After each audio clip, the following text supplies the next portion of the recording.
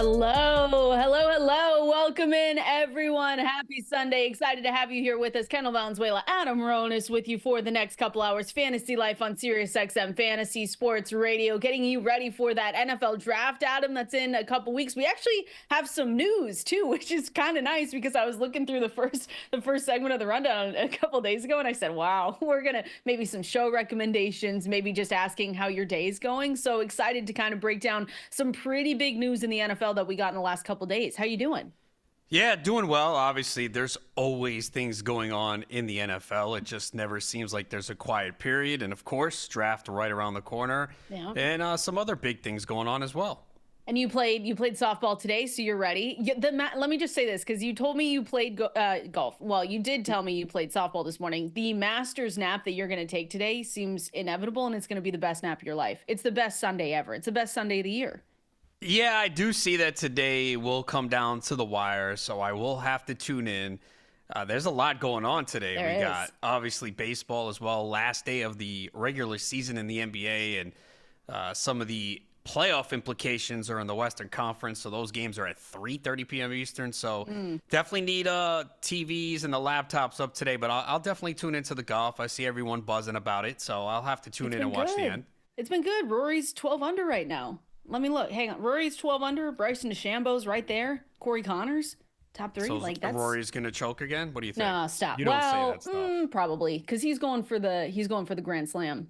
So Masters, PGA Championship, U.S. Open Championship. Yeah. So maybe it should be fun. That'll be later in the afternoon. So I'll tune into that. Okay, and then take a nap. Nah. No naps. I usually don't do naps at this point. You don't. No. And I'll still go to bed very late. Yeah, of course. No, we expected nothing less from you going. And we finished White Lotus. I need a new show. I tweeted that out at KValenzuela17 at Adam Ronis over there on Twitter on X. Need a new show because I'm right now just watching Survivor, which is kind of fun. I've never watched Survivor, but it's I need a new show. The Last of Us is the one that we've been told. That's what we were told. I also watch Power, Raising Kanan. I'm big into the Power series, so that's going on right now. But that's I usually watch that Thursday night or Friday. And I did start, now this show's been around a while, Peaky Blinders. You ever seen it? Oh, no, but I've heard it was really good. Yeah, so I started it last night. You like it? Yeah, it was like 3 episodes in, so yeah, I'm in the same position as you. A lot of my shows just kind of ended. Yeah, White Lotus is done. What was the other show we were on? No, it's just White Lotus, I guess. Yeah, need a new show. Peaky Blinders, so you didn't finish the whole thing in one sitting like you did White Lotus season 1? There's like 6 or 7 seasons. There's no way. Come on, I ain't that crazy. You did it for White Lotus in the first but White Lotus, the first season, there was like, what, 5 or 6 episodes? I just remember it was a Thursday, and then by Sunday you came on, you said, hey, I finished White Lotus. Did you like the way it ended? Oh, I loved it. People didn't like it. I thought it was a good ending. People always are upset about the way a show ends. Like, is there a consensus for a show where everyone loved the way it ended? I don't think so. I don't know. Severance has to be pretty close, but it didn't end. You know what I mean? It's still open-ended. I guess Breaking Bad. I think most people were cool with Breaking Bad. A lot of people didn't like The Sopranos, the way it ended. So, like, people just I hated the way that ended. That's what I'm saying. Like, most but then I did a deep dive, and I was like, okay, it's just me. I needed to like this. It was good. Right. And with White Lotus, obviously, each season is different, so that's why. But yeah, I was not surprised. I mean, I expected some aspects of it, but I won't spoil it for the people that haven't seen it. No spoilers. We won't do that. Well, but we're gonna give you a month, because if we talk about it a month from now on, you have to have watched it, right? It's one of those things where it's like, okay, now we've given you enough time. Sometimes we want to refer back to some of the characters. You're just gonna have to know when you're listening. So we'll do that there. All right, let's get into it. Like I said, we've got some news that we can go through to start things off, and the biggest one being Derek Carr has this same shoulder injury, and now, Adam, they have told us that his status for 2025 is kind of up in the air. It might be a little bit in jeopardy. That was according to multiple reports on Friday. So they're scheduled to begin their off-season training program this coming Monday, and like they said, that there's a question of if he's going to be able to play in 2025. We have to remember it's a new head coach under Kellen Moore. He has not played since he broke, I think it was multiple bones in his non-throwing hand, week 14 against the Giants, missed 7 games total in 2024. We saw Spencer Rattler come in. We saw Jake Haener come in as well. So this is not good for the New Orleans Saints. Already a team that has had so many injuries, especially last season. It was just so up and down for fantasy football. There wasn't anyone that we particularly loved just because of the quarterback situation. Now we're a couple weeks from the NFL draft, Adam, and it's looking like maybe they have to go and draft a quarterback. Yeah, and to me, the weird part about this is how did they let this get out? You couldn't wait 2 more weeks because now everyone is aware that the Saints need a quarterback, and it's looking like potentially Shedeur Sanders might be there at 9, depending on the top half of the draft. But at least on Friday, looking at the betting markets, they were originally like plus 300 to take a quarterback with their first pick, and then on Friday, it was minus 105. I haven't checked to see what it's updated at now. So, people are aware that the Saints need a quarterback now, and there's a possibility Sanders could be the answer if he's available there. It looked like early on in the draft process that he might go top 3, top 4, but it looks like he might fall. And if the Saints are there at 9, that's likely the direction they go after this news with Carr. Yeah, because the big one and the big question has always been Cleveland, right? It's been the Tennessee Titans. Hey, it's almost no secret right now that the Tennessee Titans are going to take Cam Ward, who is looked at as the number 1 quarterback in this draft class. It depends on who you talk to. If you talk to our one and only Thor Nystrom, he likes Shedeur Sanders over Cam Ward, but Cleveland has always been not necessarily a wild card, but just a question. Okay, do they draft a quarterback? And we're going to get into some news here in a second with Cleveland, or do they go best player available, who for most people they say is Hunter. So it's just interesting to see now that the New Orleans Saints, and they're not in a bad spot actually at number 9 to go and get their guy either, but with the Derek Carr situation, he's got 2 years remaining on his contract that he signed in 2023. There was all that talk just a few months ago about how he wasn't going to rework his contract, he wasn't going to take a pay cut, but they did end up restructuring the contract, so that tied him through the team through 2025. But this is not, honestly, Adam, I don't think this is a great situation overall. I like Shedeur Sanders. I think Shedeur Sanders can be successful in the NFL. But I think the bigger problem here is that really when we look at it, I mean, other than Cam Ward, there didn't seem to be a quarterback in this class where we said, you put him in right away, you're going to win. I thought Shedeur Sanders was going to be someone that comes in, maybe learns for a year, and then depending on where he landed, then go ahead and move forward. But yeah, this could be interesting. So if they need a starting quarterback right away and they draft Shedeur Sanders, not to say that I don't think it's going to work out, but that probably definitely, it's not the plan that they wanted. It's not, and the vibes for the Saints have just been down. I know. Even with, Kellen Moore going there as head coach, we were like, this is not the best situation. And you ideally don't want a young quarterback coming in there because there's going to be a lot of pressure, and it's just not the best supporting cast right now. They've got Spencer Rattler or Jake Haener. There you go. That can't be the answer. Being Stop. optimistic there. Stop. Then we'll just say we're not drafting anyone from who are we Alvin Kamara, Chris Olave though. I mean, we have if Derek Carr can't go, and again, it has been up and down last season. It was just so disappointing. And we have to talk about the injuries as well. The concussions for Chris Olave were never good. There were conversations going around or rumors going around that maybe Chris Olave is going to be on the move because he just doesn't want to play with Derek Carr because he just always gets injured. But really, if this happens to the Saints and if they take Shedeur Sanders, who again, I want to say, I don't hate that. Like I do still think, do you think he's going to be successful in the NFL? What's your take on Shedeur Sanders before I keep going? Yeah, I think he can be. Yeah, I do too. Yeah, in the right situation too. I know there's a lot of people hating on him at this point, but I think he can have success. I think it would have been better if they wanted to draft Shedeur Sanders to sit behind Derek Carr for a year and just kind of learn. I understand that. That's probably, the best case scenario. But anyway, it's just like if they do have to go this route though, and it's looking like they probably do, or they sign. Oh, should we mention Aaron Rodgers? Is Aaron Rodgers that has to be one of the other pieces in this puzzle, is that now Aaron Rodgers might have options, which is kind of gross to say, but he has to be looking at this situation and saying, well, I could put my name in here as well. But if you're Aaron Rodgers and you look at the situation for the Saints and the Steelers, isn't the Steelers more appealing? Yeah. I mean, better weapons, right? Now you have DK. Now you've got George defense. Pickens. You've got a team that that always makes it to the playoffs, no matter how much we talk about them, and the best coach in Tomlin. So, yeah, I guess unless you just think you can turn around a team with a new head coach and say, well, I'm going to be the hero, which sometimes he does like to do. Sometimes he does like to think that, but he's not at his point in his career where he could do that anymore. I mean, it's pretty clear. He may think that, and that's cool. You know, we like the confidence, but definitely will not be able to be that MVP level that we saw in Green Bay years and years ago. Does this push Chris Olave, back for you in drafts? I'm trying to look at where he's being drafted right now. And again, a lot of when I bring these up, this is more on underdogs. So wide receivers are taken pretty often in these early rounds. But Chris Olave right now, wide receiver 32, pick 57. Yeah, I mean, wide receiver 32 is pretty low. I didn't even think he'd be in that area, but I understand it at this point because it's a multitude of questions. Clearly, the concussions are a big factor. He takes one big hit, that could be it for his season. And I know we could say that about anyone in the NFL, but with him and the history of concussions, it's a big deal. And then you look at the team situation and the quarterback, which, again, we don't know who it's going to be right now, and it's not the most appealing spot. Of course, he's going to get a lot of targets, which we like, but how accurate are those targets going to be, and is the offense going to be able to move the football? So, yeah, he's one of those players right now. I think if you're drafting early, you're probably passing on him in a lot of scenarios unless he really falls.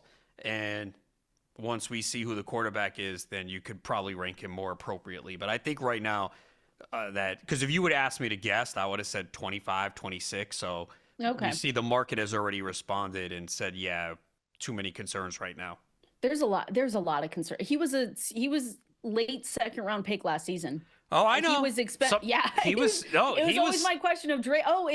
Drake London or Chris Olave. Two really good players. I just went back and forth on it. I just took an equal amount of each. Which, Drake London wasn't bad, but it wasn't like amazing. A lot in some leagues, Olave was going early to mid second round. I know I probably took him in a couple scenarios like that. So yeah, I had quite a bit of Chris Olave last year, and it was absolutely brutal. And that's the thing. If you had a lot of those early wide receivers that wound up getting injured and passed in those running backs, it was a tough season.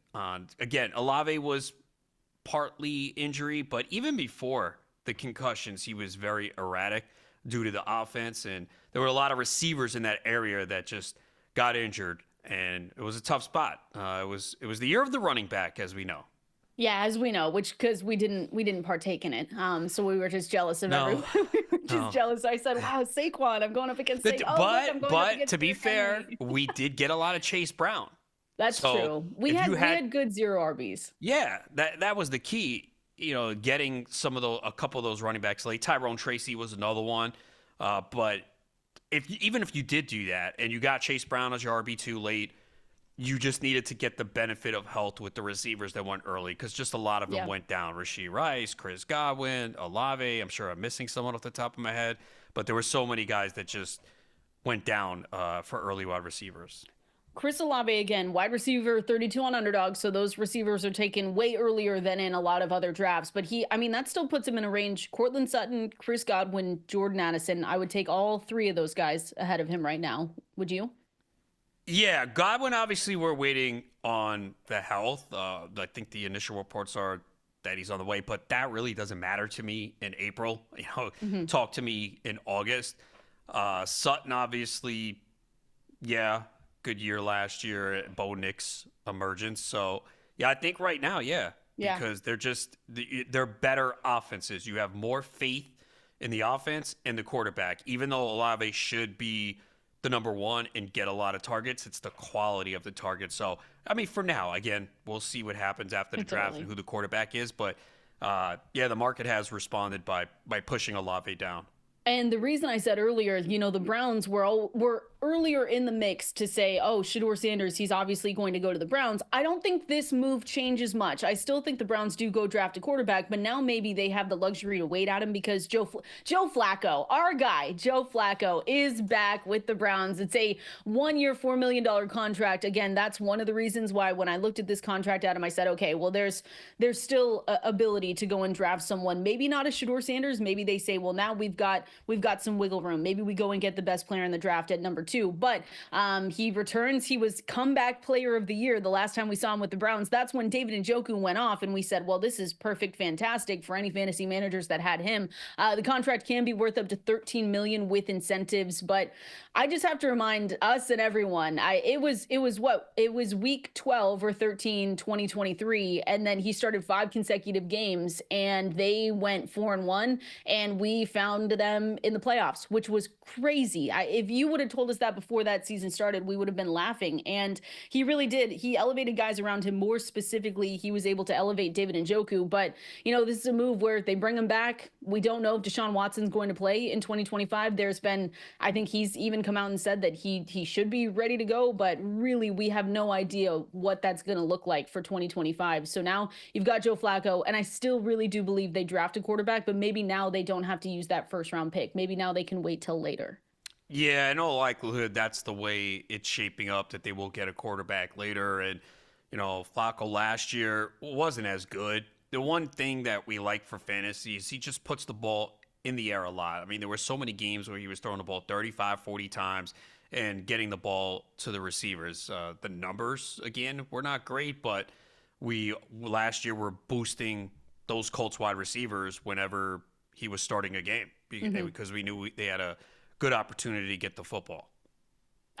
And the Browns still will draft a quarterback. But now, again, this quarterback class, for anyone, you can go to fantasylife.com. Thor Nystrom does a great job of writing this all out, but it really is Cam Ward in that top tier. And then there are other guys that come in. I'm someone that believes Shedeur Sanders can be successful in the NFL, but then you get down to, the Jackson Darts. Jalen Milroe didn't have a good pre-draft process all the way up until now, but he's one of those wild cards. So I just still believe that in Cleveland, they have a mess, but they needed to do something because they couldn't just go in with Kenny Pickett. Kenny Pickett, for all that it's worth, couldn't be the answer there in Cleveland. Maybe he could be, and maybe he could get ready, but Flacco, and then really right now, Kenny Pickett supporting him, that's what it's going to look like, which doesn't make me want to draft some of these guys less, right? It's Jerry Jeudy, who proved that maybe he wasn't just a guy last season. And then David Njoku is a tight end that you can wait on and say, all right, well, now I really want to go and get this tight end. I wasn't able to get the top 3 or top 4, but you can wait on him in drafts. So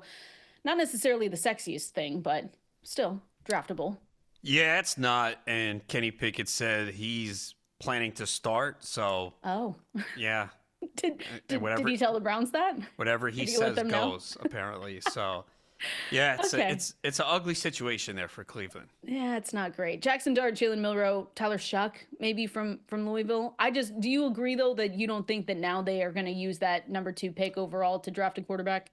It doesn't feel like it. Looking at hearing and reading things and looking at reports and looking at the betting market, it doesn't look like they're going to take a quarterback at 2. Yeah. What a mess. I'm sorry, Browns fans. And none of these, the thing is too, maybe their quarterback that they draft can be the answer, but it just feels like you're stuck right now, right? In a purgatory that you just don't know when it's going to end, because we know Joe Flacco is not the answer. Kenny Pickett, even if you think you're starting, well, you're probably not the answer either. And then for as much as people have said, that this quarterback class isn't good, you go out and draft one and you can't just assume that he's going to be your franchise guy either. That stinks. Yeah, it's not the year to need a quarterback, and we're starting to see the market react in that manner. Oh, I had a great cup of coffee this morning, Adam. Yes, it was Folgers, to just get ahead of your joke. I need to get something packaged for you. It's your birthday this coming Saturday, right? Yeah, that's right. This upcoming Saturday.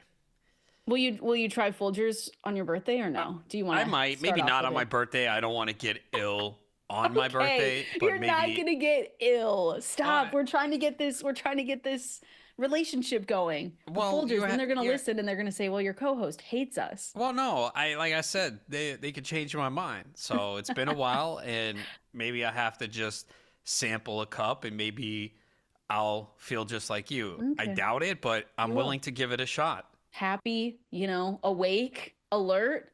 I did have coffee this morning. It was around 8 a.m. Nothing worse than that's how much I love playing softball, that I get up on Sundays like 7:30. Like it's nothing worse than getting up early on a Sunday.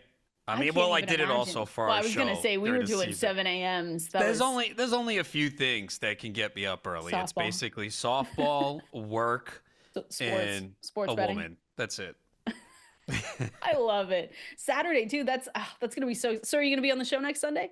You calling off? Yeah, no, I'll be Okay. here. All Why right. would I Well, take off? I don't know. Maybe You think just I'm gonna get crazy drunk? I don't know. Nah, I don't know what you're doing or sleep nah, in. I I don't don't like know. getting like that anymore. All right. I All just right. feel I like the Well, buzz. I don't want to get hammered. I'll send you Folgers then. You'll definitely That be might here on well Sunday. then if you do that, I might have to Stop. call out ill Stop. the next day. Anyways, we're done. Is there such a thing as coffee poisoning? I've No, heard food well, poisoning. Is there I'm coffee sure. poisoning? I'm sure there is, but it's not from Folgers. Let me tell you that. Okay. Let me tell you that much. It's not going to be from them. Let's talk through some of these running backs and some of these rookie running back landing spots. You and I have talked a lot about Ashton Genty's the guy everyone in fantasy football already knows. If you got the 101 in Dynasty, you're pretty happy about it here. But wanted to talk just more teams and what maybe we can expect, because on one side, Adam, you've got the Saquon Barkleys of the world and the Philadelphia Eagles. They don't really need to be looking at any insurance for Saquon Barkley, so that's someone we're not really going to expect to invest anything significant in the running back position. Then on the other side, we can talk Denver Broncos, who we've talked about a lot because Audric Estime is probably again not the answer. Any running back too that they put in that system, I'm really excited to see who it is, because that's probably going to be someone that we really want to get our hands on in fantasy football drafts. So you've got the Denver Broncos, you've got the Las Vegas Raiders, who we've talked about, probably maybe going to go and get Ashton Genty. And then the other two I wanted to mention, because there's this dream scenario, right? So those two get their running backs. And then the other two are the Dallas Cowboys, who we've waited on for a long time to go ahead and get a running back. And I kind of wanted to bring up the Kansas City Chiefs with you and Isaiah Pacheco, and think if you think that coming up in the next couple weeks that maybe if they add, depending on where they get their guy, if they go and get a running back with their they've got a pick 63, 66, 95, that's a pretty good spot to get a running back later in the draft. So maybe if they go out there and they invest a little bit more, maybe we're going to be looking at Isaiah Pacheco a little bit differently. Yeah, they have Pacheco. They brought back Kareem Hunt. They brought in Elijah Mitchell. So it's a situation where you're probably going to see a split. Do they add another running back to the mix? I guess it's possible, but it's not the ideal scenario right now with what they have in the backfield. Because, look, Pacheco came back from the injury and clearly didn't look the same. That was not the Isaiah Pacheco we know, because I thought going into the year he was in a really good spot, especially the way he finished the second half of 2023. And then the injury occurred earlier in the year. It was like week 2, I believe. And if you look, too, at the first 2 games, he had 17 touches and 24. So I think they were ready to give him that bigger workload. And then he just wasn't the same when he came back from injury. And I think we expected it as well. You couldn't envision him returning and then all of a sudden commanding a big role. And there were many weeks, too, we'd be like, okay, this is the week that he's going to get more touches. And it just never materialized. Kareem Hunt's not a flashy back. He's not breaking any long runs. I don't even know if he had a run of more than 20 yards last season. If he did, it was like 1. But he grinded out the tough yards and gave them what they needed. But we talked about how just they didn't get any explosive plays out of that backfield. And Pacheco, we'll see if he is. You would think a whole offseason that maybe it would help. We even spoke to him at Radio Row. Yeah, and you could see it was not the same. And you're asking a lot for a guy to come back during the season with that injury. So a full offseason for him maybe helps, but I don't think they're going to completely go away from Kareem Hunt. And we've seen Elijah Mitchell. He just can't stay healthy. When he gets the opportunity, he's solid, but he just can't stay healthy. Yeah, the fibula, because you're right. It was week 2 broken fibula for Isaiah Pacheco, and so you said it. They gave him, or they tried to, in those first couple games back, give him that workload that made us believe like they truly just wanted to give him everything and keep going. But I just think, for me, when I look at the draft and some of their team needs, we know how good the Chiefs are, but more resources inside. This is from Ian Hartitz. It was the 3rd cheapest running back room in terms of current $2025. Like just adding someone. And because this running back class is deeper than a lot of others that we've seen, like getting someone at that, what did I say, 63, 66, 95, I don't hate that. And I think it's going to create a lot of question marks too of like, okay, well, what if Isaiah Pacheco, even with a full off season, what if he's not back to the same guy that we saw in Kareem Hunt? I mean, he was struggling to break tackles. Like you said, he was, for fantasy football, it was always one of those things where you look at the box score and you're like, oh, and then you look at your fantasy points and you say, oh, well, he found the end zone, so that was good for me. But explosive plays were an issue for Hunt and Pacheco. It wasn't really good last season. And so they had a league low 2.8% explosive rush rate as well. So I could imagine the Kansas City Chiefs, again, not in the early parts, but maybe those later picks saying, hey, let's get a running back in here just in case, just because these deeper guys are supposed to be really good. Yeah, it's interesting because I think they have many other needs as well, including the offensive line, but they could use a running back that can bring some explosiveness to the backfield. So it's going to be interesting to see what they do. It's not like one of their top needs, but they certainly could use another running back. No, offensive line for sure. Are we saying pass catcher in 2025 as well, or no? Hollywood's back. So yeah, I guess Rice, what's the suspension, right? That's a big issue. How long has that been? How long have we talked about this Rashee Rice? Well, remember, pretty much all offseason because he was going 7th, 8th round of drafts. And then as we got closer to the start of the season, once we got into mid-August, then people started to realize, oh, it looks like he's not going to get suspended. So I just was never under the impression it was going to come last year. So I was able to get him in a lot of leagues. And then when the price got up to around 4 or 5, I still took him. And it was going to work out. And then, of course, he gets hurt. Yeah, it was, I don't know. The passing game is always interesting because the Chiefs, they can obviously do it without this big superstar receiver. We had Travis Kelce in there, 97 receptions. You had Xavier Worthy who flashed down the stretch, but still, you look at the passing game, they've kind of slipped 12th and 10th in EPA per drop back over the last 2 seasons. But this is a Chiefs team that two years previous to that finished inside the top 2 in each of their first 5 seasons when Patrick Mahomes started over there. So it's kind of been going a little bit downhill, but you're right. They need to fix the offensive line. I think they maybe look at running back as well. Let me give you a sleeper potentially for taking a running back later in this NFL draft. Maybe it's not a sleeper, but the Cleveland Browns. The Cleveland Browns right now remind me of the Steelers because to me, I say, all right, Jerome Ford, cool. Oh, all right, Jaylen Warren. And then I say to myself, well, they're probably going to add because there's no way, Adam, they just go in and say, and now I understand that Nick Chubb is still there, but we have to remind ourselves that is not, unfortunately, the Nick Chubb of old. And that was surely disappointing. And it's just something that didn't really ever get started last year, Adam. But for me, Jerome Ford with the Cleveland Browns, they're probably going to add to their running back room as well. Oh, yeah, I think they will. I think Ford is also a free agent at the end of the year as well. So, yeah, and then they have a lot of needs, but they have to get a running back. The Cleveland Browns. Maybe that should just be the whole show. It's just talking. Every single segment is a new position. They do though.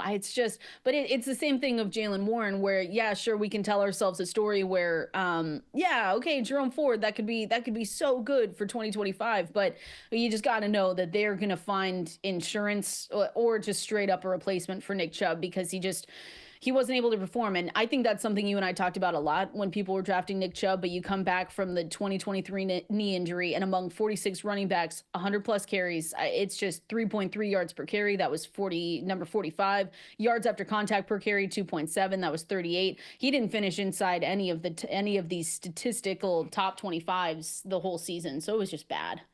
Yeah, look, I have always been a big fan of Nick Chubb and drafted him almost every year. Last year, I wanted no part of him. I was actually really surprised that so many people would take him 8th, 9th round, just expecting him to return and pick up where he left off coming off that injury. And I've said it many times, you got to be really careful with guys coming off injury, especially older running backs. It's not easy to just step back on the football field and pick up where you left off. So we saw it last year with Nick Chubb, and I hate to see it because he was such a good running back before the injury, and it just was not the same. And we'll see. He's a free agent, and I guess there's some talk that he could be back with Cleveland. I would Yeah. love to see him succeed, but it's asking a lot coming off the injuries he's had, and at his age, it would be unlikely that he returns and all of a sudden is a good running back in the NFL again.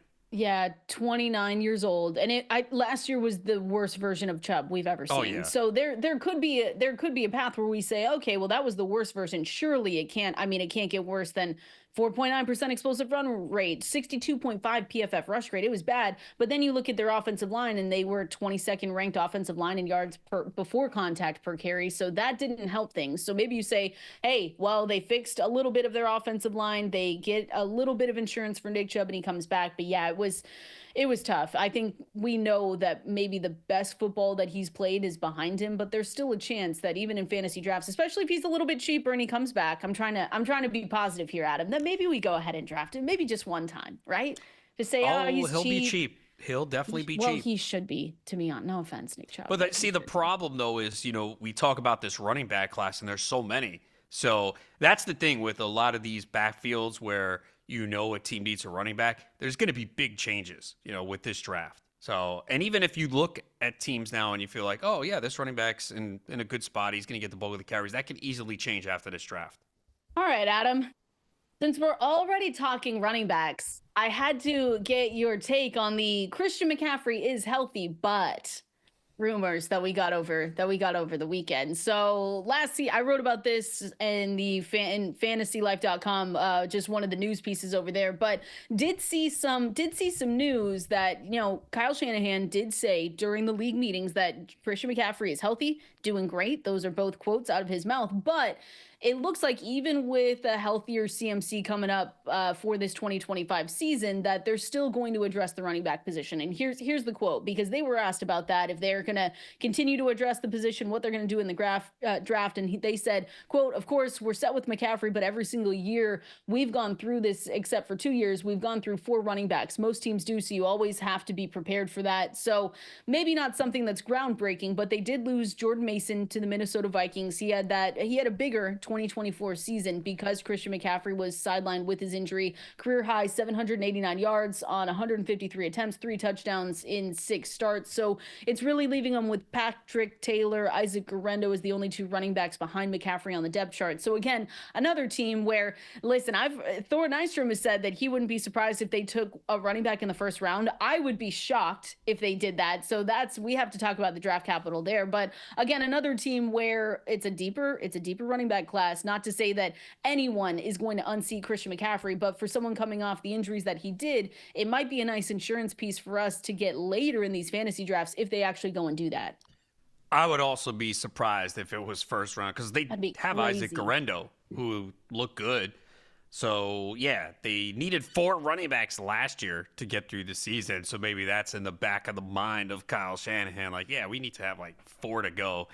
Look, McCaffrey he's going to be one of the most polarizing players in drafts. He turns 29 in June, and he basically missed most of last year. When he came back, he didn't look good. Or didn't look like the McCaffrey that we're accustomed to seeing, because this is a guy that's lap the field at running back when he's healthy, especially in this system, what he can do out of the backfield. So we're getting him cheaper than years past. You're still going to have to probably take him, my guess is second round right now. Could he move up to the late first? I guess, if all the reports are positive, but it's a tough player because I still feel there are always going to be people who are like, well, less wear and tear. He missed most of last year.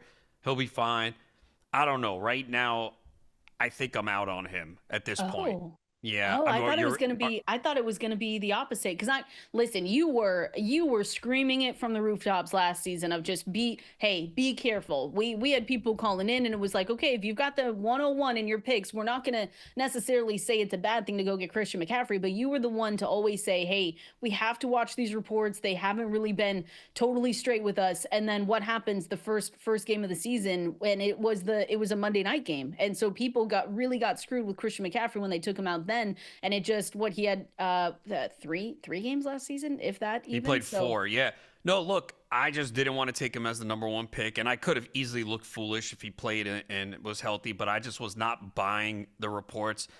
A lot of people are like, oh, it's a calf injury, it's the preseason, they're just being cautious, which is fair to say, but I just didn't have a good feeling. I just looked back at the history of McCaffrey, and the one season that he had a massive workload, he played 3 games the next year. And even his first year in San Francisco, he played 11 games that first season. So he didn't have a huge workload. And then in 2023, he had 272 carries and 67 receptions and the playoff run. So I just was not feeling good to take him as the number 1 pick. And then, of course, we saw what happened last year. So I guess it does help to basically have almost a year off. It's just, I don't know. Right now, I lean towards not taking him. Again, it's early at this point. And if he is out there and the reports are positive, and then maybe he moves up to late first round, possibly. But he's going to be a key player, right? Because if you're able to get him early second round and he does return, maybe not to the elite level that we saw 2 years ago, but if he's, a little bit below that, then obviously that's going to be a game-breaking pick. But usually when we see these running backs get older, you don't tend to all of a sudden gain health. And I know it's all about going into the season, but even other parts of his career, I mean, this is a guy that's he's played 16 games one time since 2019. One. And at age 29, we're going to expect it to happen again. I don't know. I'm a little leery right now. Again, it's April. I might change my mind, but my initial reaction is I'll pass, because I always feel in a draft there's going to be someone who's more optimistic and is willing to take McCaffrey. Because if you have 12 people in a draft, I guarantee you there's going to be 3 or 4 people who are like, well, I'm getting McCaffrey, who was the number 1 2 years ago, and I'm getting him at pick 15, 16. Yeah, I have to do that. Yeah, listen, I think I might be not necessarily back in, but it depends on where I can get him. Like you said, it's really early. So if he's going at the end of the second round, I would consider it. End of second? I don't think it. What? Oh, well, I know an underdog, the receivers go, so his ADP there might not be. What do you know what it is? Is it late second? No, it's probably right in the middle.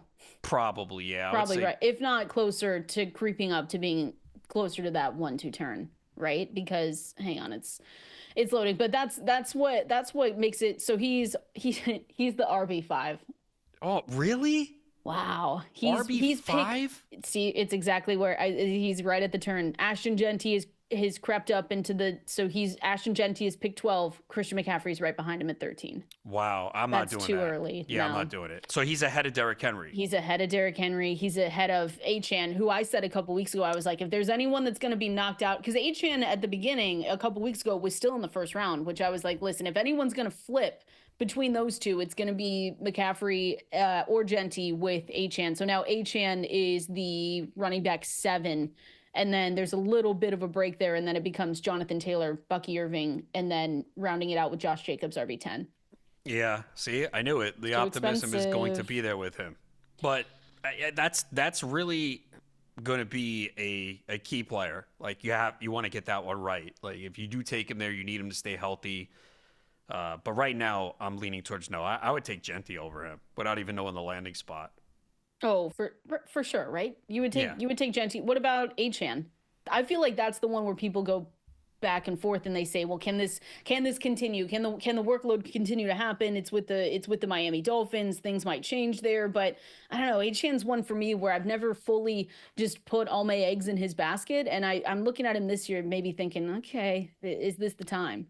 Well, he's basically Alvin Kamara from years ago, because if you're not going to get 250 carries out of HN, they don't want to do that, which is smart. You want to get him the ball in space, and that's exactly what they did last year. He had 78 receptions. So in a PPR league, if they continue to utilize him in that fashion, and he had the 12 total touchdowns, then it's fine. They really didn't run him between the tackles a lot. He had one game of 20 carries. It was in week 2. So I guess they probably said, yeah, you know what? Maybe we shouldn't do this. Maybe let's not give him 22 carries. Let's stick between, 10 to 15. And it's similar to, again, with Alvin Kamara early in his career. Like, if you go back and look, there were most of the production from Kamara came from the passing game. He would catch his 80 passes every year, and the carries would be, 200 to 220. You look at his career for Kamara, his career high is 240 back in 2021. Wow. So his first 4 years in the league, he was under 200 carries. So I know they had Mark Ingram to pair with him at one point. And the Dolphins did have, well, Raheem Mostert for a little bit when he stayed healthy.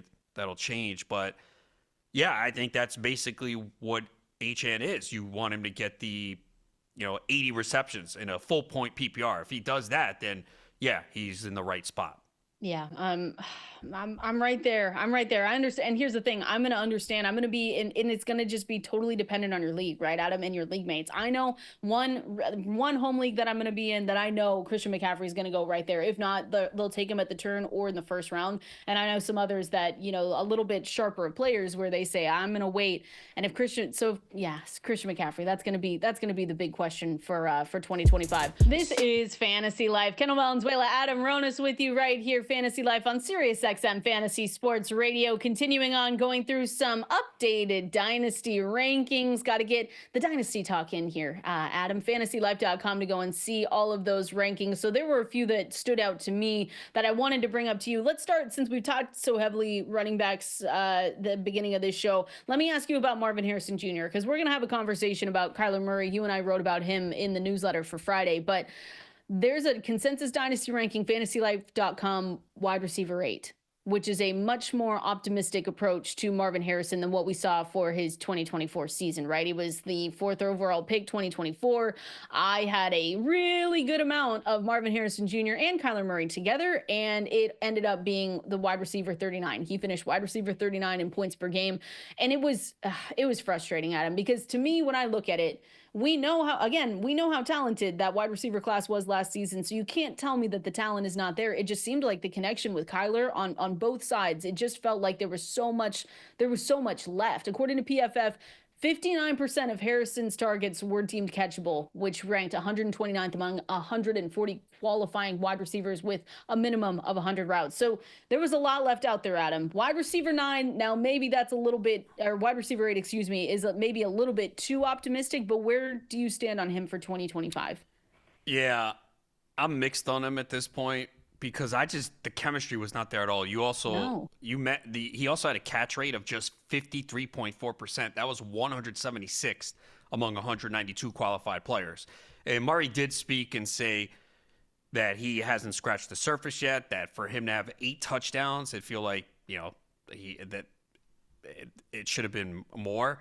But you could see the chemistry just was not there. There were many games where he wasn't even getting the football at all. Like, he had a couple of big games. There was one game where he had like 2 touchdowns in the first quarter, and then even after that he slowed down. So they really need to build that connection, because it was not there at all. You hope a full off season and second year together that it gets better, but yeah, it was not good last year. No. We all knew how talented he was coming out of the draft, and obviously it didn't work out because he was going late first, early second round, and there were several rookie receivers, including Malik Neighbors and Brian Thomas, who were drafted later, who did much better. But you're looking at the talent with Harrison, and you're hoping that in year 2, the connection with Kyler Murray gets better, but it was not good year 1. Brutal. What do they need to do with breakfast? Was that Matthew Stafford with Puka? Is that the one where they had breakfast? There was a book club at one point. Can't remember which team that was. Well, but they need something. No, I can tell. It's easy it's Kyler Murray. So all it is it's what, Grand Theft Auto? Is that what he plays? Stop. I don't know. No, isn't that what he does? No, that's his big video game. No, it's not Grand Theft Auto. Yeah, isn't it? What are you talking about? No, it can't be. I think it's Call of Duty. Is it Call of Duty? Okay, I can't believe you're asking me this question. I don't know. I'm not into video games. Oh, I'm not. I don't think it's Grand Theft Auto though. All right, so it's Call of Duty. One of those. Sorry, I'm not big into the video game. Sorry, but I knew it was a video game. They need some help. They need help. So he just needs to invite him over and say, "Hey, Marvin, come on over. Let's play some video games." Let's do this. I don't know. It's Harrison and Trey McBride accounted for 50% of the targets last season. So that's the other upside of this offense, is like, wow, it's all there. If only the connection was there. I know there's some rumors in the draft that maybe they go ahead and add a wide receiver, which, I don't know. Depending on when they do that, I think that's a question that we have to ask ourselves. But I'm back in. I don't know if it's wide receiver 8, but can see him right outside the top 10 there. We're gonna go to the Fantasy Life water cooler. We're doing that coming up next.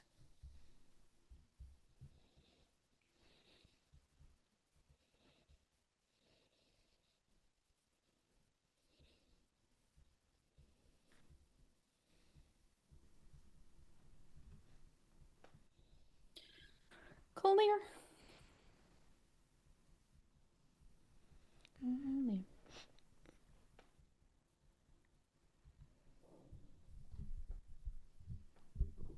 Okay. Is that better? What's...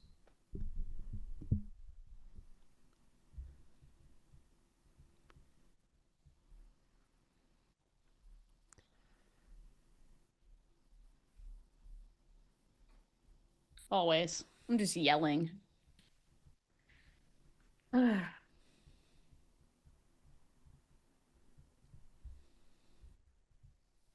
Wow.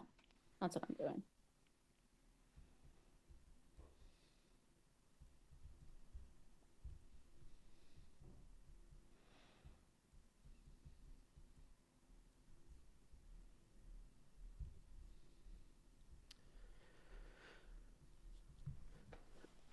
Ugh.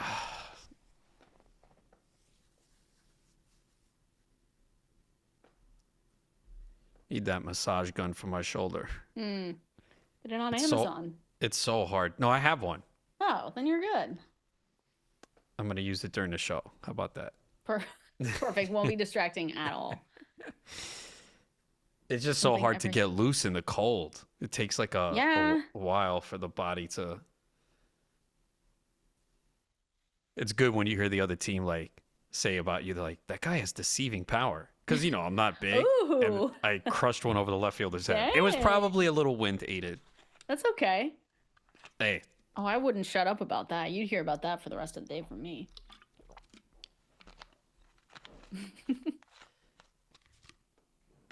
Deceiving power.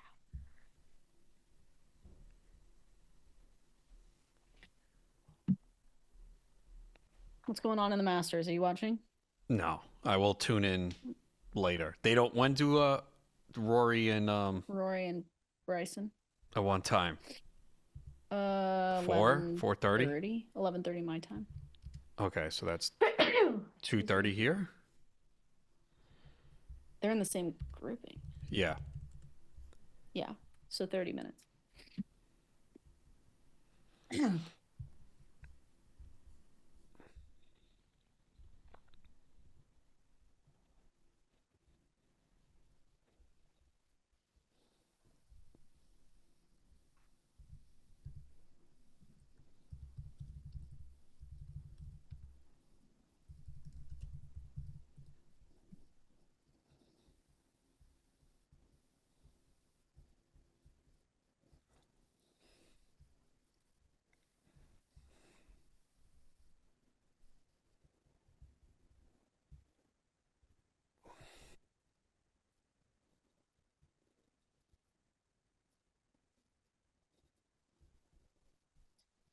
You already know what time it is. Time for that Fantasy Life water cooler right here. Kendall, Valenzuela, Adam Ronis with you on this Sunday, going through all the biggest pieces of news, all the notes that you might have missed here in the first hour. And again, and as always, fantasylife.com. That's where you can go and subscribe to our newsletter and check out all of our articles 100% free, getting you ready for the NFL draft, getting you ready just for the 2025 season in general. It's an exciting time. We've got a lot going on over there. So make sure you go and check it out. fantasylife.com. All right, since we were talking about the Cardinals, should we just continue to talk about the Arizona Cardinals? Because you and I wrote about this for Friday's newsletter, but it was Kyler Murray who did an interview with PHNX, Phoenix Sports, over there in Arizona.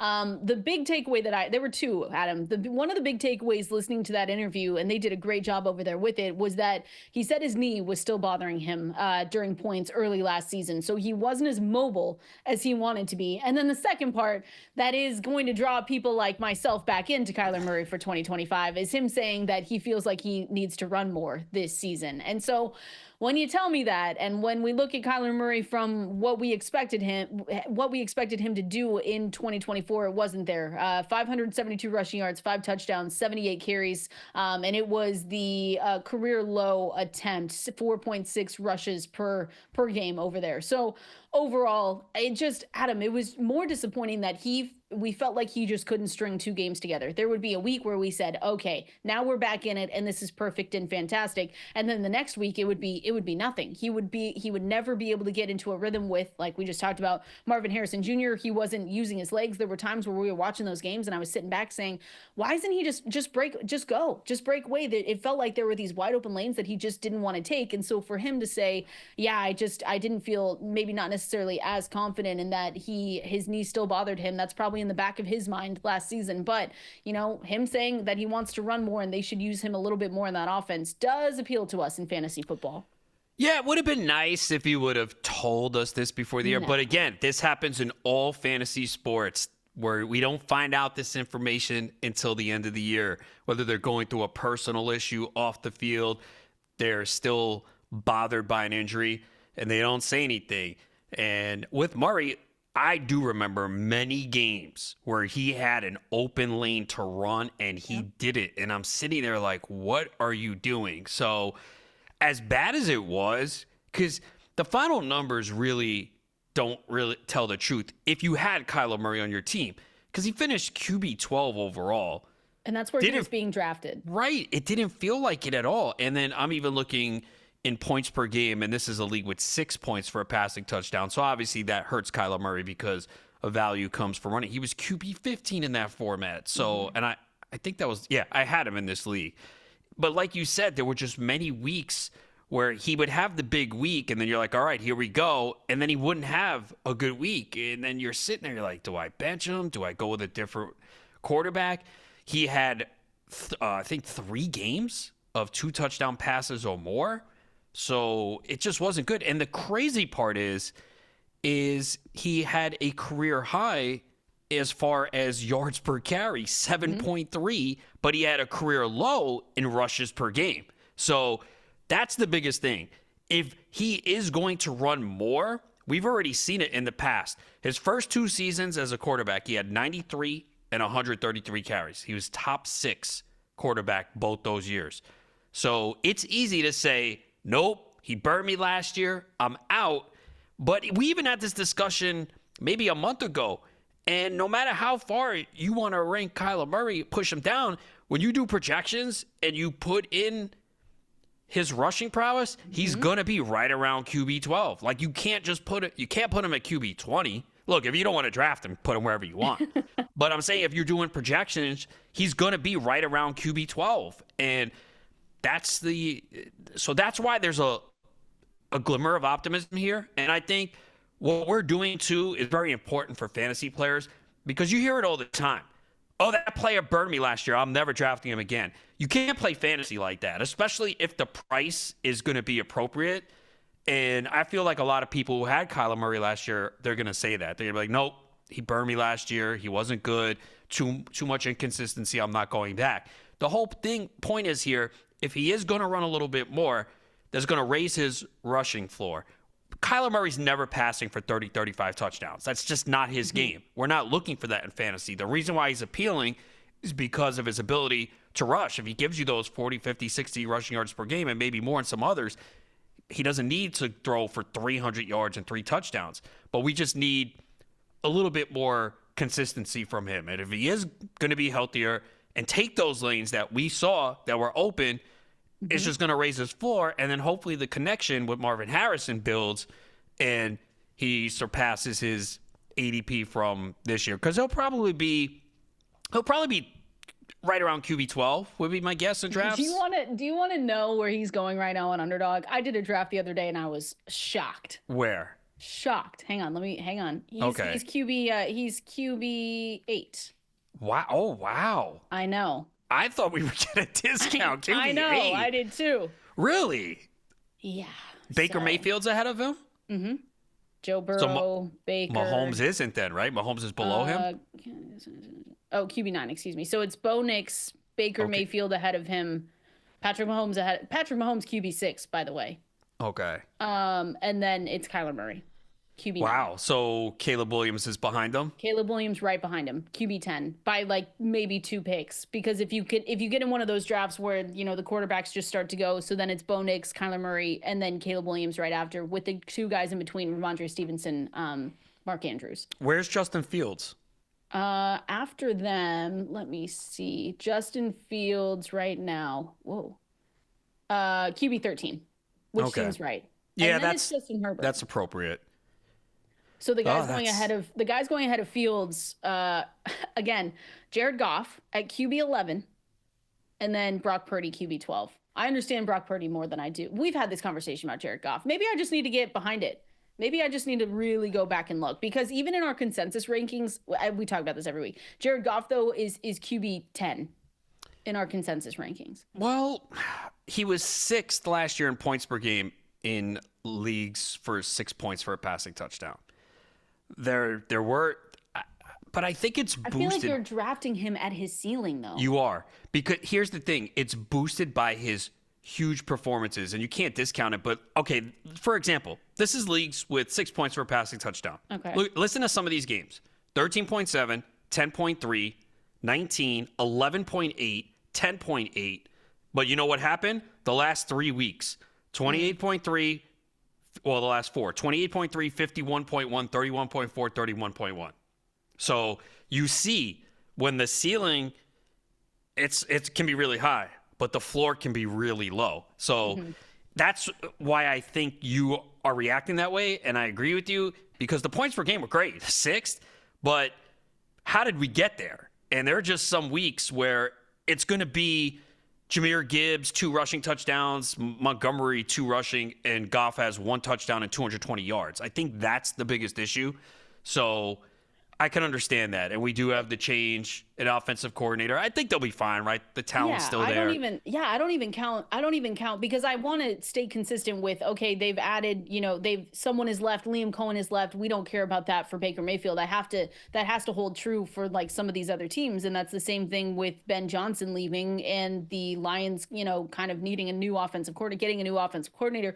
For me with Jared Goff, it's like you're drafting him there and he adds nothing with his legs. 3.6 rushing yards per game, 2 rushing touchdowns in 65 games with the Lions. So that's just the one thing. And maybe I need to look into it, because obviously there's a part of me that just needs to look and not just say, well, this is crazy to have Jared Goff in the top 10 in our fantasy football rankings, and then him going the same way over there on Underdog. I mean, he's QB 11. So maybe I need to look at it, but that feels like he's being drafted at his ceiling, especially when you add nothing on the ground, but it's still a great offense, right? We want any piece of this Lions offense that we can. When you look at Jahmyr Gibbs, David Montgomery, Amon-Ra St. Brown, Jameson Williams, Sam Laporta, even, because he got better down the stretch. So maybe I need to take a look at that, but it's still just every week it blows my mind. Well, he had 14 touchdowns over his last 4 games of the fantasy season. I'll do it. So that really helped boost him. I mean, it really did, because 2023, 30 touchdowns, 12 interceptions. Last year, 37 touchdowns, 12 interceptions. So if he didn't have those last couple big weeks, it would have been similar to what we saw in 2023. So the other factor is we also touched upon this a few weeks ago. The reason probably why you're seeing that ADP in Underdog is people are trying to get the Lions stack. And when you have Amon-Ra St. Brown and Laporta and Jameson Williams, so you're like, all right, I want to get Goff to complete the stack, or even a Jahmyr Gibbs early. So that's probably part of it. Whereas in a redraft league, you're not as likely to stack, maybe in a high stakes league. So I think it'll be different when redraft comes around or your home league. I don't see him going that high. Yeah, so we'll just have to wait. But it's every single week, Adam, I look on Underdog and I shake my head a little bit, and I say, "Am I the problem? Is it me? Do I just need to get behind? Do I need to get behind drafting Jared Goff at that price?" But like you said, once more people and we get more drafts in the coming months, we could see him go a little bit later in those drafts. Talking about more quarterbacks here. Next part of this water cooler, Trevor Lawrence. I feel like we have to talk a little bit more about the Jacksonville Jaguars, not just talking about Brian Thomas Jr., because we know what he is in fantasy football. But the news coming out over last week was that he's going to be on a pitch count. So he underwent surgery on that left AC joint, I believe it was non-throwing shoulder in December. And then he told reporters that he's been throwing, which means obviously he's on that road to recovery. But they did come out, and Liam Cohen did say during his press conference that they're going to limit his reps in the spring. So just something to think about. And it had me thinking, Adam, about where we're kind of looking at Trevor Lawrence for 2023. 2025, because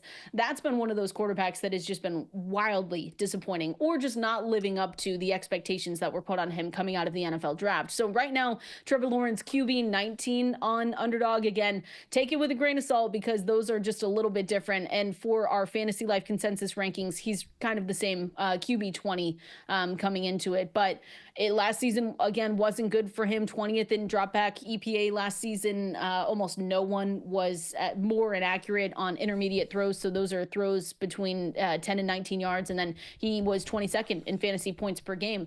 There could be. Now, here's a new head coach that was an offensive coordinator, right? So are we getting closer to seeing Trevor Lawrence creeping into the top 15, or do you think he's someone that's just going to stay consistently in those 20s? Because I want to believe that maybe we're going to get a better part of Trevor Lawrence. Not to say he's going to jump all the way top 12, top 10 quarterback finish, but a top 15 would be nice every now and then. Well, could he finish top 15? Possibly. Will he be drafted? No chance. The biggest factor if you want to have some optimism, it's Liam Cohen, right? Yeah. This offense, we saw what he did in Tampa, so you hope that it can translate, and this is finally the offense that could help Trevor Lawrence. But from what we've seen, it's been pretty bad. So, and they do need to add some pieces to the offense as well. Yeah, Brian Thomas is great, but they're going to need some more. Is that the Liam Cohen, the one that said Duval in the weird way? Yeah. Yeah, maybe we should be out on just on that alone. Maybe we should be out. No, that's true, but the coaching has been there. So listen, the young offensive-minded head coaches, one of them is going to fail, right? Out of all the odds between Ben Johnson and who else? So it was Ben Johnson, Liam Cohen. Saints, Kellen Moore. Kellen Moore. Oh yeah, it's not easy to go. We've seen many coordinators fail going to head coaching. Yeah. It's a completely different gig. You just hope that he takes elements of the offense, what worked, and it can translate for Trevor Lawrence. That's the hope. But here's hoping, because he's been so disappointed from what was expected of him coming out of the draft and being that top pick. It's just that's all it's been is disappointment with Trevor Lawrence, unfortunately. And again, sprained AC joint doesn't help, so that's something that we do have to look at. But they need offensive line help. They need pass catchers in kind of the worst way, because Evan Ingram gone, Christian Kirk also gone. They need help in the second. There's a lot of help, but for Trevor Lawrence, again, his fantasy finishes in points per game has just gotten worse and worse as the years have gone on. QB 12, which was fine, good in 2022, QB 17 in 2023, QB 24 in 2024 last season. So maybe a new young offensive-minded head coach will help, but only time's going to tell. You going to bet on that? Are you going to get better? No, you're not. I doubt it. But could you imagine being a disappointment and getting 5 years, $275 million? Which includes $200 million guaranteed. I mean, do you think we won't look back at that contract and be like, what the hell? All these quarterbacks that are getting paid. So yeah, if you have they wanted to do it earlier. They have wanted a kid, to do it try and get him to be a quarterback. He doesn't even need to be that good. I don't know. Don't you think you don't want the baseball guaranteed money? That would be better, yes. But I think it's a lot more difficult to get to the majors. Well, be a lefty, a left-handed pitcher, and then you could be 20 years in the big leagues. Perfect. You should do that. Or a backup quarterback. Is that not the best job in the world? Besides ours, obviously. Backup quarterback in the NFL? A backup quarterback behind a quarterback that stays healthy most of the time. That is the best job, right? There we go. It's behind what? Josh Allen? Like, come on. Yeah, for a guy that runs a lot, right? Josh Allen is pretty durable. He's sturdy and stable. He must have missed one game, You know what right? we're going to do? We're going to say this right now, and then this coming season, I don't want to hear it. We're just going to have to bury this episode. Or if he's on the cover of Madden, forget it. We can't say that. How many games has he missed? Has he? Well, so looking at it, so he played 12 games his rookie year, but then he played 16, 16, 17, 16, 17, 17. I don't know if he's missed a game due to injury. Like, that might have been late in the year. He's missed a total of 4 games in his career. And that was as a rookie, 2018, with the right elbow sprain. Oh, that was... Okay, so he was hurt that year? It looks like he missed 4, right? Well, he played 12. Sprain. I don't know. Did he start immediately? I can't remember now. But he hasn't really missed many games due to injury for a guy that runs as much as him. The table? We can't do this. But he has been, like you said, for as much as he runs... And for especially in these past couple seasons that they utilize him like that, Yeah, he's pretty good. Okay, so he did miss 2 games due to AC joint? Yeah, that's the 2018, right? Was it? Okay. Actually, wait. Oh, yeah, 4 games with the right elbow injury in 18, yeah. And then he's left games with injuries and then usually played. Yeah, he played through I'm looking at all these stats. He played Josh through a Allen's partial just tear impressive. of his elbow in 2022. He never missed a start because of it. Wow. Yeah, he had a right elbow contusion last year against the Patriots and didn't miss a snap. And then I think he broke a bone in the playoff game in his left non-throwing hand. Yeah, that sounds right. Because now I'm looking down the list. This is kind of fun. Well, Jalen Hurts. Jalen Hurts is definitely. Oh, trust me. Yeah. You want to ask fantasy owners in the playoffs? They'll tell you Jalen Hurts missed games because he did it to me. I think 2 years ago. Not 2023, right? Yep. He missed like the playoffs. That's why I said I'm sorry. I'm looking at the list. Lamar Jackson, no. Joe Burrow. Oh no, it was okay. Sorry, it was 2022. He played 15 games. I think he missed the fantasy playoffs, and even this year too, he missed some games. I was going to say this year we saw Kenny Pickett in there. But that was concussion. Yeah, didn't Hurts missed at least 2. I think the last 2 weeks, and he got hurt December 22nd. So that was that the first round or the semifinals of the fantasy playoffs? I think it was the semis. Yeah, he left early. He 1 for 4 against Washington. So Jalen Hurts has a history in the fantasy playoffs of getting hurt. It's 2 times in 3 years. So again, it's just bad luck. It happens, but Hurts has been so good for fantasy, and then 2 times in 3 years in fantasy playoffs, you're like, oh, great, he's hurt. You're like, great. So it's the worst because here's the thing. The timing of that is so bad because in all likelihood, you probably do have a backup, but there's a chance if you have like a short bench, you go, you know what? I'm going to cut him because it's the playoffs and he's my guy every week. So you better hope that people weren't hoarding quarterbacks in that league. They probably were. So Josh Allen, Patrick Mahomes, durable. Those 2 guys. Oh yeah, Patrick Mahomes. Mahomes just comes back. He gets the shot, and then you watch him come back, and he's out of it.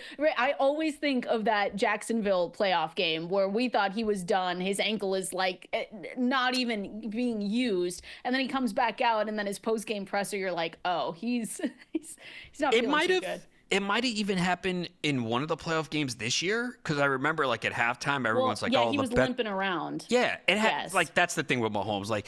It could look like he tore his ACL, and we're all sitting there like, yeah, okay, he'll be in the next play. He'll be back. Yeah, he's only missed 2 games. Knock on wood.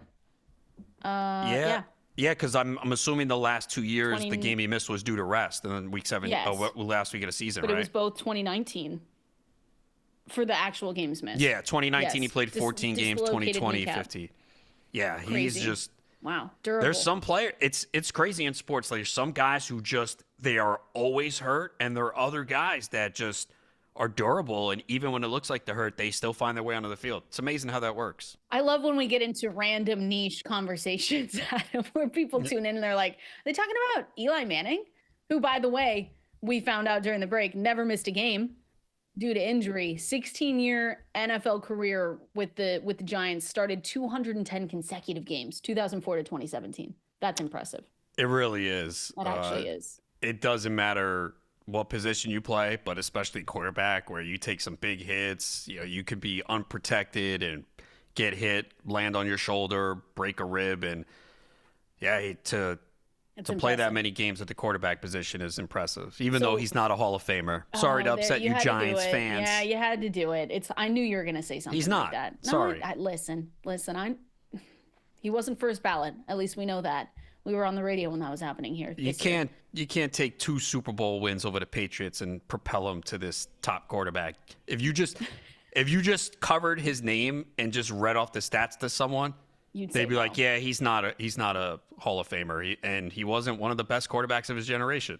There's nothing wrong with that. Like, don't be upset. No, he was good. Okay, before we move on to Travis Hunter multiverse universe, who is the all-time leader in consecutive starts? At quarterback? At quarterback. Think so it's not Eli Manning, back right? A little bit. No, Eli Manning is 3rd with that number. You mentioned number 2 in your comparison to Eli Manning. My comparison? Phillip Rivers? Yep, number 2. I love Phillip Rivers. I know you do. So who do you think number 1 is? Longest active streak active is right held, now? No. Longest active right now is held by Josh Allen. My guess is Brett Favre. Yes. Oh, yeah. Good. That was good. Yes. 321 consecutive games. Oh my goodness. That's crazy. Peyton Manning can't be that far behind, right? No, Peyton Manning's at 4. Okay. Right behind Eli. Is Aaron Rodgers top? Top 10? No. Wow. I'm still scrolling for Aaron. This gets a little, we're getting down here. Aaron Rodgers has been hurt though. No? That's he's been kind of hurt. Yeah, I guess so. I thought he might have had a stretch where he stayed relatively healthy. Josh Allen right now is 14 though. 14th? 14th overall, yeah. Wow. Yeah, he's doing pretty good. Matt Stafford at 7. That's great. So I don't know if you remember early in Stafford's career, because people labeled him injury prone early in his career. And that's how quickly the label can be shed, because he wasn't missing games after a period. If you go back and look, he played 10 games in 3 games his first 2 years. Oh, he's always hurt. And then 1, 2, 3, 4, 5, so like 8 straight years he played 16 games. So that's how quick it can be shed. Crazy. But there are certain players, though, we just know they're getting injured. Yep, it's unfortunate. And I guess it's just, I don't know, I don't know what the answer is. Is it they don't take care of their bodies in the off season? Do they not eat properly? Are they just not built? I don't know what it is, because in every sport, there's always, there's always guys, I'm not drafting him, he's injury prone. And I understand if it's like the same type of injury, like if it's always like a groin or a hamstring, like I get that. But then there's certain guys that have bad luck that it's always a different body part. Yes. There were some where whenever, and me, I love my Seahawks, but when I'm looking at drafting Kenneth Walker, I immediately put in, hey, I got to make sure I draft either Zach Charbonnet or a good backup, because he's going to miss 3 games. And it just always comes to, and they never prove us wrong. They prove us wrong. And then I'll say, okay, well, then we need to, then I'll turn my bias around a little bit. But no, it's just one of those things. You know what it always reminds me of, though? And now it's getting really random. But I remember reading an article 2 years ago where Tony Pollard came out when he was obviously still with you guys. And he was talking about his high number of carries and touches, and just talking about how that workload won't work for him towards the end. And it's interesting. It was interesting because it really did open my eyes. And I said, well, some guys just know, like they know that they can't handle as much as they're working him out and managing that workload to ensure long-term, better long-term performance and avoid injuries. Like, I thought that was interesting. So they know. It's just, it just comes down to how they, or the team knows. Cause look at the way Green Bay utilized Aaron Jones all these years. There were many people like, come on, give him more touches. But maybe they felt like, hey, this is the best way. We need another complimentary back. We got to limit Aaron Jones to make him most effective. And there's been other backs too. There's always fantasy players who complain, well, why isn't this running back getting more touches? Well, maybe it's because the team figured out, hey, if we give him more, he won't be as effective, or there's risk for injury. So exactly. We have, even though some of these teams don't know what they're doing, there are some that do. So we got to sometimes give them the benefit of the doubt. Listen, not everyone can be Saquon Barkley, unfortunately, but that would make our lives a hell of a lot easier. But that's why we always talk about, because sometimes people will come to us and they'll say, well, I don't. If you were drafting Christian McCaffrey, this is a perfect example last season, you would always say, draft the backup, draft Jordan Mason, whoever it may be, keep an eye on Isaac Rendo. And it's just for some of these guys that are quote unquote, and I hate to say injury prone, but that do see themselves getting injured more times than not. That's the more important part with fantasy. And that's, I think, Adam, why it's important when we're talking about these running backs and where some of these rookies are going to land in whatever it is in a couple weeks from now. That'll be interesting, because you're telling me, all right, well, maybe it's a late pick for the Dallas Cowboys, but Javonte Williams, when has he shown us to be a durable guy that can withstand that kind of workload? And then you look at guys just like Tony Pollard with, just the age and how they're getting up there. Aaron Jones is a perfect example. I like Jordan Mason this season. I think that maybe if Aaron Jones goes down, that Jordan Mason steps into this nice role. So that's the other important part, is that we never want to label guys injury prone, but you do want to take into consideration how often they get injured and say, all right, if I'm going to draft him, I need some insurance on the back end.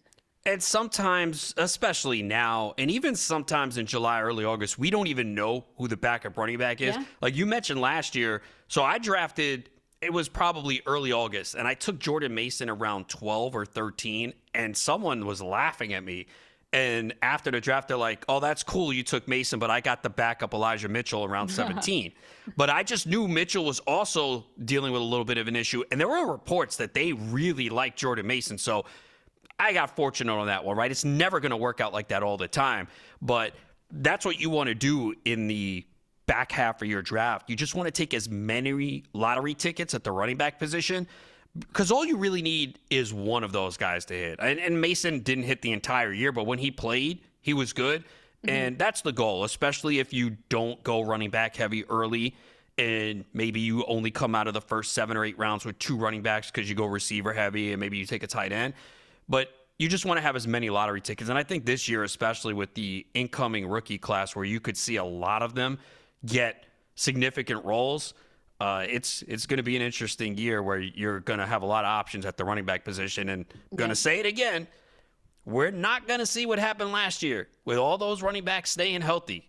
It's just not going to happen. We saw 7 running backs last year with 300 carries or more. 2 years ago, 0. 2 years ago, Derrick Henry had 280 carries. That was the most. So last year was one of those years where the running backs just stayed healthy and had big seasons. And you can't just draft off last season's stats. You have to understand that a lot of these running backs are not going to be able to play 16, 17 games. It's just the nature of the sport.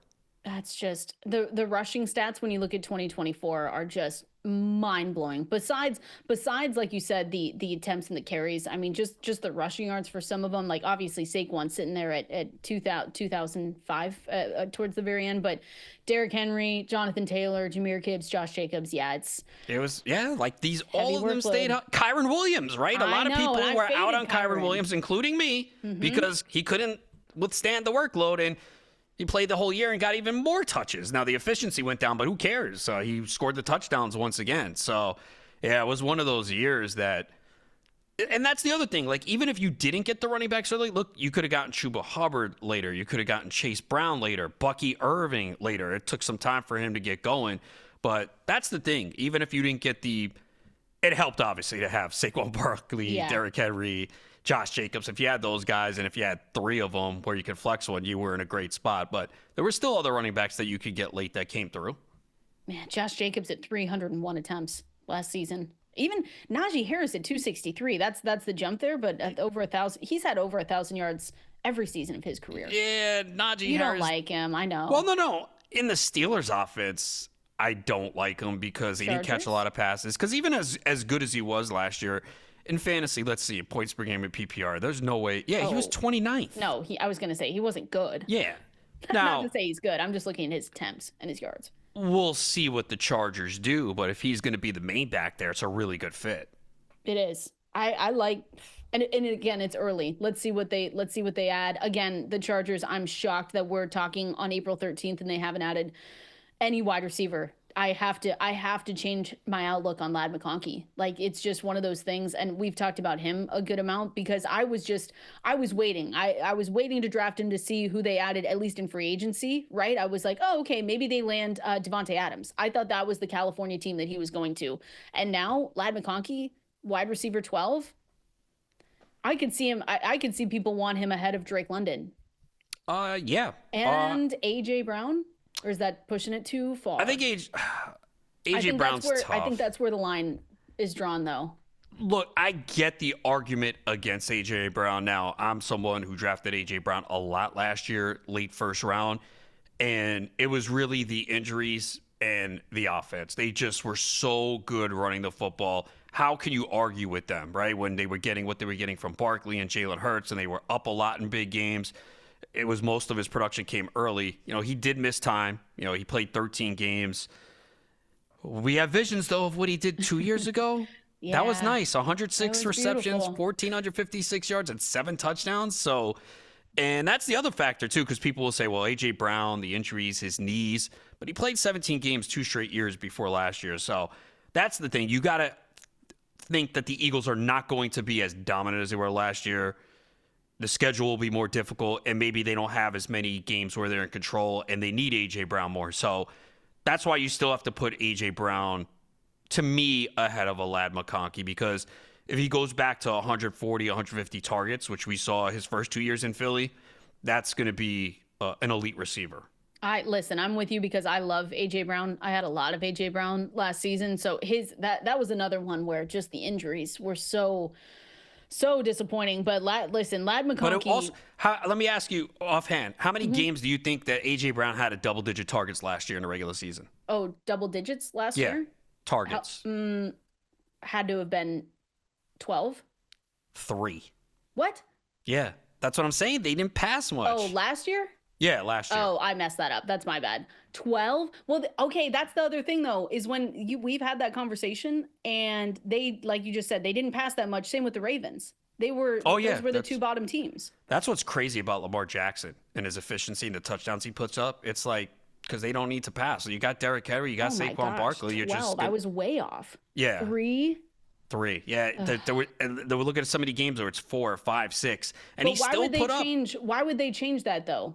Coming into this season, why would we say, well, they're gonna change? They don't, because they had a lot of games where they're control. When you just look at like 28-3, 37-17, 34-6. When you do that, you get up early. You're just not gonna pass. You're just gonna sit there and run it with Barkley. So you would hope like 2 of the last 3 games were more competitive. He had 15 and 11 targets. The first game of the year in Brazil, it was a tight game with Green Bay. He had 10 targets. So. And also, 97 targets in 13 games for your number 1 receiver. Like, again, I just don't expect them to dominate as much. And they have a first-place schedule as well. I mean, you look at some of the teams they played last year. I think, remember, that was one of the questions, like, people who were doubting Philly. It's like, well, who did they really beat, right? If you look at the schedule. Same thing with the Minnesota Vikings. Right. But I think Philly, we knew, was really good. Because there were some people picking them against Kansas City. Side note, we're looking at the strength of schedules, and the schedule release should be coming up in May. Fifth toughest schedule for our Dallas Cowboys, and a new head coach that no one knows. It's gonna be fine.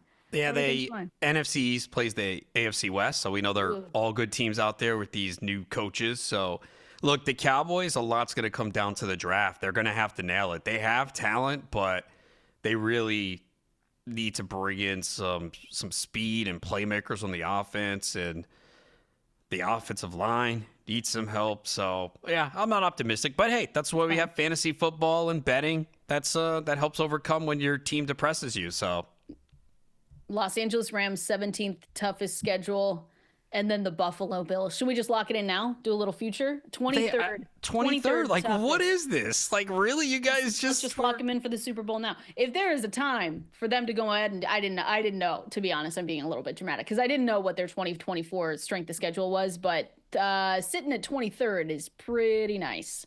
And we know these things can change, right? There's teams that we expected to maybe not be good that are really good, like last year's Vikings. No one expected the Vikings to be that good, but that was an easy schedule too. A lot of it is the AFC East, right? At this point, yes. Like all those teams, they're rivals. I mean, you're probably penciling in 6-0 at this point. The 49ers with the least, that's crazy. They're home against, of course, Cardinals, Rams, Seahawks, Falcons. Oh my gosh. Falcons, Panthers, Jaguars, Titans. Oh, Bears. It's easy though. They finished last. Home. They finished last, so they have the last place schedule. Listen, what's the hardest team on that besides of course, Cardinals, Rams, Seahawks, the Bears? Yeah, the division won't be easy. Yeah. And then away, Browns, Texans, Colts, Saints, Giants, Bucks. Oh my goodness, Super Bowl. man. So yeah, if people might look in and say they had an off year, they had a lot of injuries. I still think there's some concerns with this team though. They were 6-11 last year. Let's not forget that. I understand they had a lot of injuries, but it's not like that division was great. No, it was wide open, and that's why it was disappointing as a Seahawks fan, because it was wide open. And when you have a wide open division like that with the Rams and the 49ers in the same division, how do you not go ahead and just take that? At one point, we were talking about the Arizona Cardinals, and then they went on a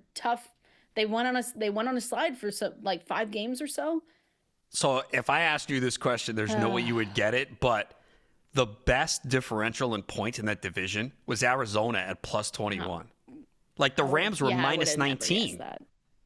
But we all think that the Rams were a good team. Like they They almost beat Philadelphia in the snow in the playoffs. It's just the way their season. Obviously, they started poorly and they had some injuries, but when they were whole at the end, they were a good football team. Oh my gosh, the 49ers. And that's the thing with Brock Purdy. I know that Ian Hartitz has put a lot of stuff out on Brock Purdy for fantasy football, but he's been consistent. At least is the word that I want to use. Is consistent. But this team, they need offensive line help, they need cornerback help, and they need help at defensive tackle. Like there's a lot there is a lot going on, but it does help when you have the easiest schedule in the NFL in 2025. So yeah, it definitely is a help for sure. But that's the thing. A lot of people, if you recall San Francisco, oh yeah, the offense, their defense wasn't good either. They gave up the most points in the division. So there's a lot of question marks there for San Francisco. Where are the Bengals at for this list? Where are they sitting? I think I remember them offhand at 13. Bengals. I could be wrong. No, you're right there, 14. Okay, yeah. Again, with them, it's the defense. Like, we know their offense is going to be great. For fantasy football, we loved it. Oh, we love it. I mean, let's actually not fix the defense for the No, we don't want it to. So they can put up 30, going. 35 every single week, and Burrow gets his, and Higgins. Now, we do have to Chase Brown. If they draft a running back. Oh, listen, I'm nervous about it because when we talk about draft capital and we say, all right, where Chase Brown was drafted by the Cincinnati Bengals, they're not married to that. And that makes me a little bit nervous. And I wrote this down I've seen this going around, not from us, but just potential bus candidates. Every single time I open one of those, almost every time I see Chase Brown's name on there. Listen, RB14 in fantasy points per game last season, he's ranked right now, I think he's around consensus RB13. It does make me nervous adding to that. Or Zach Moss, I think he's good to come back as well with his neck injury. Not to say that should make a huge difference, but he should come back as well. I think the biggest concern is if they draft someone else because they didn't want to put Chase Brown in that situation. No, they wanted a 1A, 1B. Yeah, they had no choice. They had nothing. So they just kept feeding him. And it was great for fantasy because we were getting 20-plus touches every single week. Overall, though, 4.3 yards per carry. Mm-hmm. And you have to worry about long-term. Can he stay healthy doing that? And like you said, he was a fifth-round pick. Man, we had to wait a long time for that to happen, too. Yeah. I could see people, I think we talked about it, where people said, I need to drop him because it just wasn't happening. And you and I would always, sometimes when you get there week 8, that's when you have to make those tough decisions. But like you said, they wanted a 1A, 1B situation with Zach Moss. They weren't going to let that go. Then Zach Moss goes on the IR, season-ending neck injury. And then from then on, week 8 to week 18, he averaged 19.6 fantasy points per game and was the overall RB6. But you're right. If they do, but it was mostly volume that he did it. It's not like care. Yeah, it wasn't like he was 6 yards per carry every game. It was just consistent volume, and then he would find the end zone. He would catch 3, 4, 5 passes a game. So yeah, if we diminish that, it decreases because they bring in another running back. Then that's the risk. It's a risk, though. That's the risk of taking him right now. Like, you might look back and after the draft and be like, oh boy, why did I take him as RB14?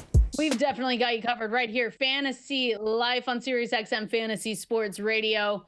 All this to talk about Travis Hunter. We were just, letting the people, they had to stick around. It was like the ultimate tease for 2 segments. Because what did we talk? We ended up talking about consecutive starts in the NFL. And then we somehow got into Chase Brown, Bucky Irving. It's the off season. We just go wherever the conversation takes us. We have a plan. We come in with a plan, and then sometimes we just go in a different direction. The conversation goes where it goes. I promise we do have a plan coming into these. And we do, yeah. Sometimes we lose it there. All this to say, let me just mention Travis Hunter here. This article is at fantasylife.com. I wrote this one, and it was kind of fun because there are different paths that Travis Hunter can go down in this year's NFL draft, and it being, I don't think he's going past the top 4. So it's the New England Patriots are up there, the New York Giants. The best case scenario in this Travis Hunter multiverse, though, is him going to the Cleveland Browns with the projection projections, if he had a 90% route participation, 23% targets per route run, Adam, so that's a full-time wide receiver, because you look at their cornerbacks and you say maybe they don't need him right there. He's projected to finish with 1,011 yards, 6.3 touchdowns, 12.6 fantasy points per game. All this is all hanging on the idea, though, that they aren't using Kenny Pickett as their quarterback, but that's not bad. Shout out to Dwayne McFarland for helping me with those projections. Yeah, look, I want to see him as a full-time receiver because I want to see him go off. I mean, obviously, fantasy, we want to see that. It would be nice to see him play a little corner too, just because we just don't see it anymore. But as a receiver, you're right, though, Cleveland, because that's where he's going to go. And it's not the ideal quarterback situation, but he's such a good athlete that, especially if he just gets a little bit better route running, yeah, we're going to love it for fantasy. That'd be awesome. Especially, I mean, no one's drafting him right now. And again, it's April, so why would they? This is, again, best case scenario, though, because a 90% route participation with 23% targets per route run is pretty tough when you still have Jerry Jeudy on the roster, David Njoku. So understand that is best case. Our worlds are just so happy, and we get those 12.6 fantasy points per game, but could be fun. The worst landing spot could be the Giants. They need him at cornerback. Deonte Banks had a 50.3 PFF coverage grade last season, so they might use him full-time corner. I feel like they have to get him at receiver too, though, somehow. Yeah, but not full-time. You got Malik Neighbors. Not full-time. You need someone else opposite him. Come on, you don't like, who's there? Wan'Dale Robinson? What are you doing? And they brought back Darius Slayton, right? Yeah. Yeah. That's a great group. I don't know what you're talking. Just feed. It's worked out very well. Appreciate everyone hanging out with us today. FantasyLife.com to go and subscribe to that newsletter. We'll see you next Sunday.